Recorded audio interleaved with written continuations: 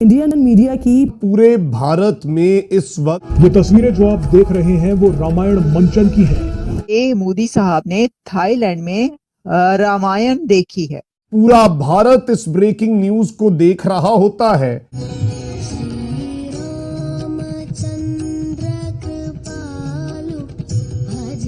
प्रधानमंत्री थाईलैंड पहुंच चुके हैं। जब वो होटल पहुंचे तो ये सांस्कृतिक कार्यक्रम इंडियन मीडिया जो है वो इसको अपनी एक बहुत बड़ी फतह करार दे रहा है। धनुष उठाते राम, फिर राम सीता विवाह, लक्ष्मण का मूर्छित होना, रावण वध।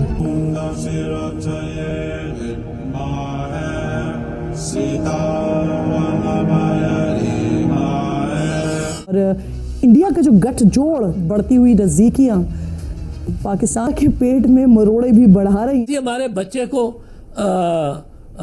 विष्णु का पता है, रामायण का पता है, और ये हमारे टेक्स्ट बुक्स में होनी चाहिए।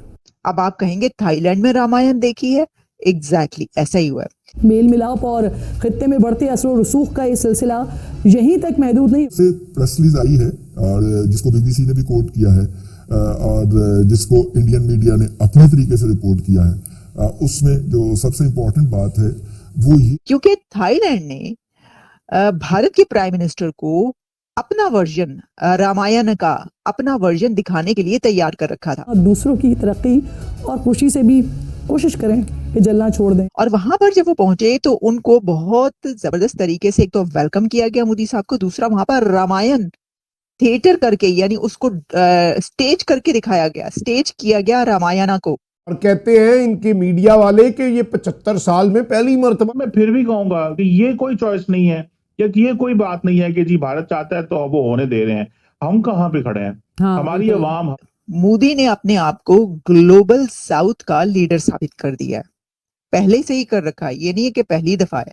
मोदी ग्लोबल साउथ का लीडर है, ये तो हर कोई कहता है। कहना चाहेंगे जिस कंट्री में जाते हैं उन्हें बड़ा प्रोटोकॉल मिलता है, जिस कंट्री में जाते हैं वो इन्वेस्टमेंट, ट्रेड, अपनी प्रोडक्ट्स चाहे गाड़ियां हो, बाइक्स हो, वो वहाँ पे सेल करते हैं, अपनी वो मेडिकल इक्विपमेंट्स वहाँ पे। इतनी बड़ी बेगैरती है, शर्म नहीं आती आप लोग? और अब पूरी दुनिया के सामने ये इमेज वाज़े तर होती जा रही है, क्योंकि आप देखें कि एक जानिब तो ये बैरूनी दुनिया में, आप इंटरनेशनल वर्ल्ड में देखें, आज मोदी जी के लिए सर झुका करके अपनी पलकें बिछा करके खड़े हुए थे और मोदी मोदी के नारे लगाए जा रहे थे। लग रहा है मिनी हिंदुस्तान उमड़ आया। ग्लोबल साउथ का लीडर तो मोदी ने साबित कर दिया ना अपने आप को। अब जहां पर जाता है वो जितने भी ग्लोबल साउथ के कंट्रीज हैं, वो एशियन कंट्रीज हो, वो अफ्रीकन कंट्रीज हो, कोई भी हो, उसमें मोदी का डंका बजता है, भारत का डंका बजता है।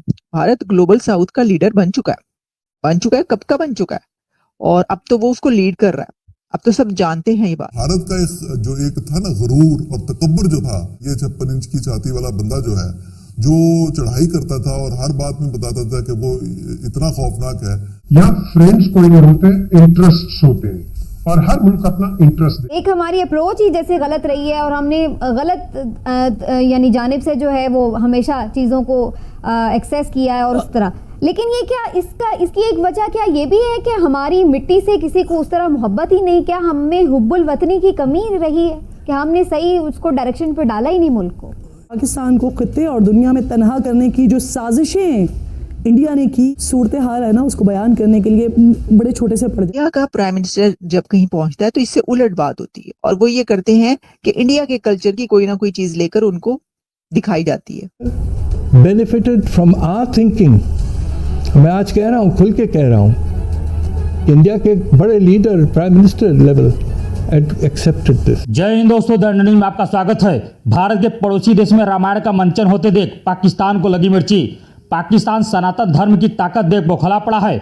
उसे समझ में नहीं आ रहा है कि पीएम मोदी जहां जाते हैं वहां भारतीय संस्कृति की झलक देखने को मिल जाती है, लेकिन वही पाकिस्तानी पीएम के साथ ऐसा क्यों नहीं होता? ये कोई बात नहीं है कि जी भारत चाहता है तो वो होने दे रहे हैं। हम कहाँ पे खड़े? तो दुनिया तो ये समझेगी शायद ऐसा ही है, पर उनको इस चीज का तो नहीं पता ना कि जो ममालिक हैं जिसमें भारत मेन है, ये कब तक ये सुनते रहेंगे भारत को भी। मेरा ख्याल है कि इसमें जब तक हमने एक लॉन्ग टर्म अप्रोच ना अडॉप्ट की। इंडिया को एक ऐसी स्पोर्ट थी जो इंडिया अपने लिए ख्वाब की तरह देख रहा था। अब इंडिया को अगर वो स्पोर्ट मिली है, किसी हमारे बच्चे को कनिष्क का पता है, किसी हमारे बच्चे को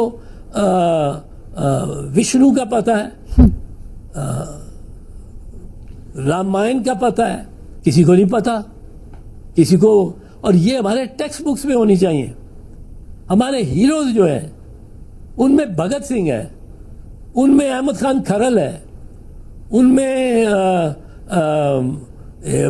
जसरत गखड़ है जिसने तैमूर के सामने खड़ा हो गया था और मुकाबला किया था।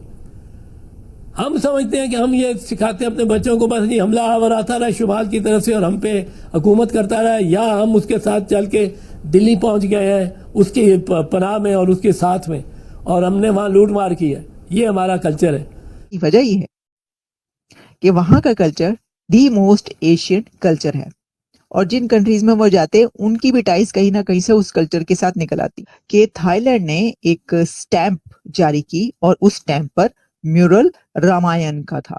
वो भी किस लिए कि मोदी जहां भी जाता है जिस कंट्री में, वहां पर इंडिया की स्टैंप जारी होती है, और स्टैंप पर वहां का उनका कोई कल्चरल कोई ऐसा म्यूरल या वहां की कुछ ऐसी यादगार नजर आती।